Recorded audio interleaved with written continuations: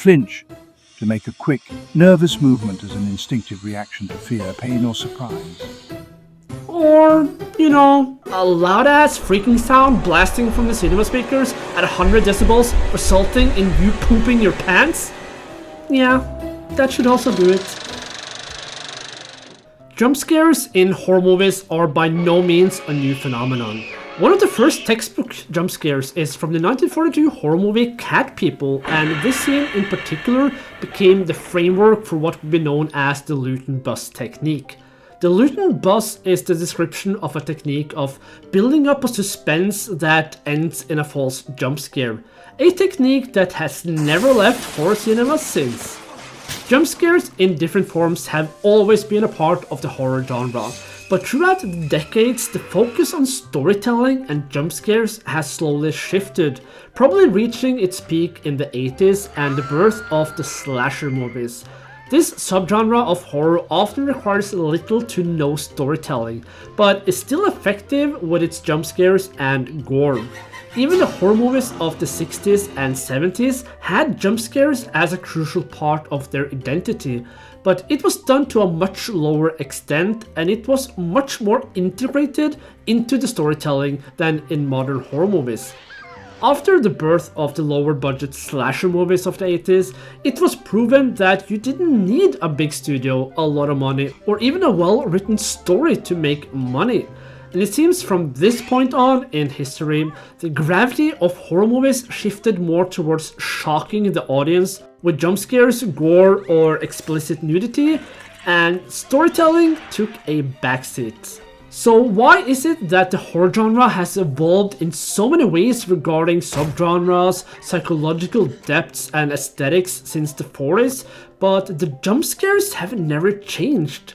There are some obvious reasons that might explain why jump scares still are so prominent in horror movies. It's very easy to simulate fear with a jump scare, meaning you don't have to put a lot of work into the writing or directing. Comparing this to practical effects or an elaborate story setup, jump scares are cheap to produce and are almost always effective. At the end of the day, all you need is a quick camera movement and a loud sound.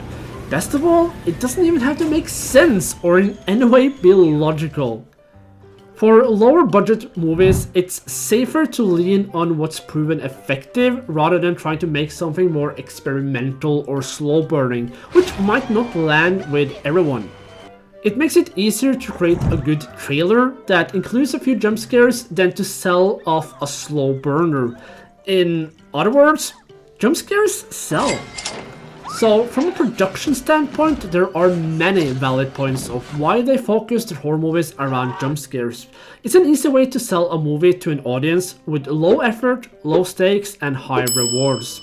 And who is punished for this? We are.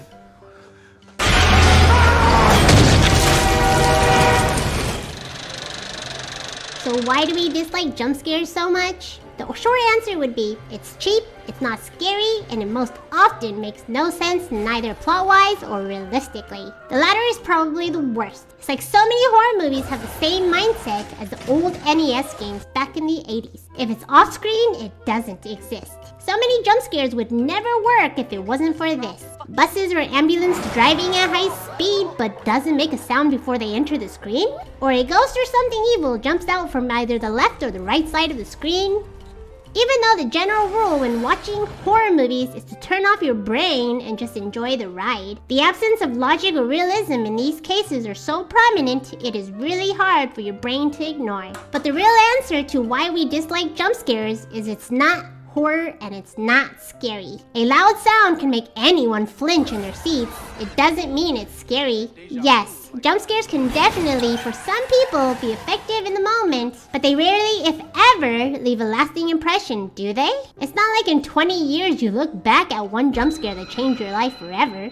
The second reason we really don't like jump scares is that too much time, effort, and plot revolves around building up to an inevitable jump scare. So many horror movies nowadays are just scene after scene that is a long build-up to a jump scare that is just there to end the scene so we can move on to the next one. The result of this is that it has become too predictable. We know the jump scare is coming, and even what and often how. It's just a matter of when. Tarot is a prime example of a horror movie that is just several scenes tied together by jump scares, where the predictability of each scare is so high there isn't really any tension present either. This scene in particular is a prime example of how to make a jump scare predictable. And this is what we mean by a scene spends too much time building up to a jump scare, but in such a way is too predictable as to when it's going to happen. Another example of this is this scene from Annabelle Comes Home. This scene lasts for about 6 minutes. 6 minutes! It's not a bad scene, it's not. It's actually a decent one. But for one, it is way too long, and it just crumbles under its own feet in 2 seconds as it eventually leads up to the protagonist holding up this coin in a very unnatural way, instantly giving away this is when the jump scare will happen. It completely undoes everything it built up to be in an instant. Let's go back to 1943 and the movie Cat People. Why did this jump scare work while modern jump scares don't? Well, first of all, it did have the advantage of being the first of its kind, but it is also executed so well. In this scene, this woman is being stalked by an unknown woman and keeps looking behind her as she runs forward. We hear nothing but the sounds of her footsteps. We do not know what's happening and why she is afraid. All we know is it's dark, it's quiet, and something is frightening this woman. We get the sense of isolation and danger.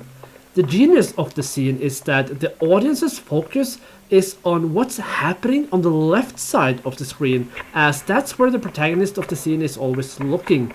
And then, all of a sudden, a bus enters the scene from the right.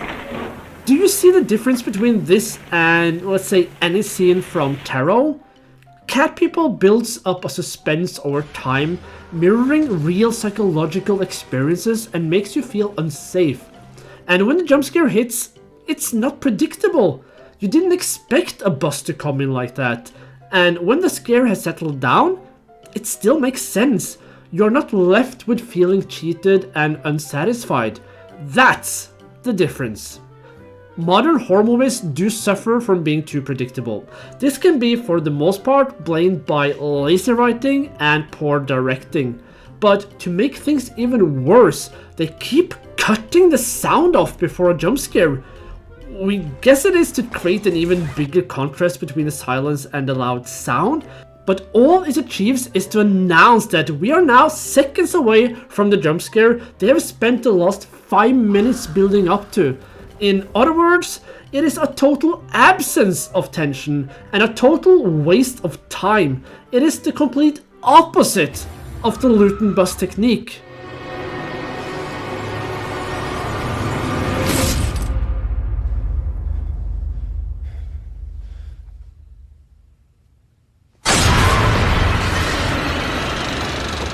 The ironic part, in our opinion, is that the scariest scenes in the horror genre are not jump scares. It is the scenes that allows you to let the moment sink in, to let your mind process what is happening and filling your body with dread. Scenes that makes you gasp and lean backwards as a response of seeing something scary. Scenes that actually activates your flight or fight response in the right way. These are the scenes that makes an everlasting impression on you. Scenes that you still remember clear as day 20 to 30 years later. This is what horror should be all about.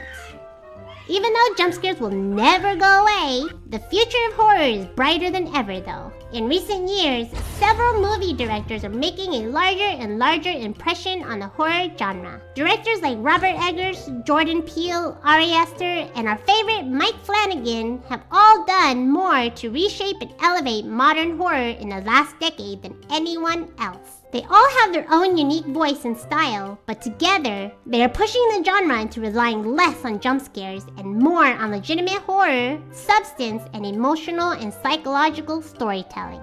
Unfortunately, jump scares will never go away, as it is the safest card to play if you want to make a horror movie nowadays. But directors like Eggers, Peele, Aster, and Flanagan have shown us that the future can be bright and that the big Hollywood mass producers of lazy horror movies can coexist with people that actually do care.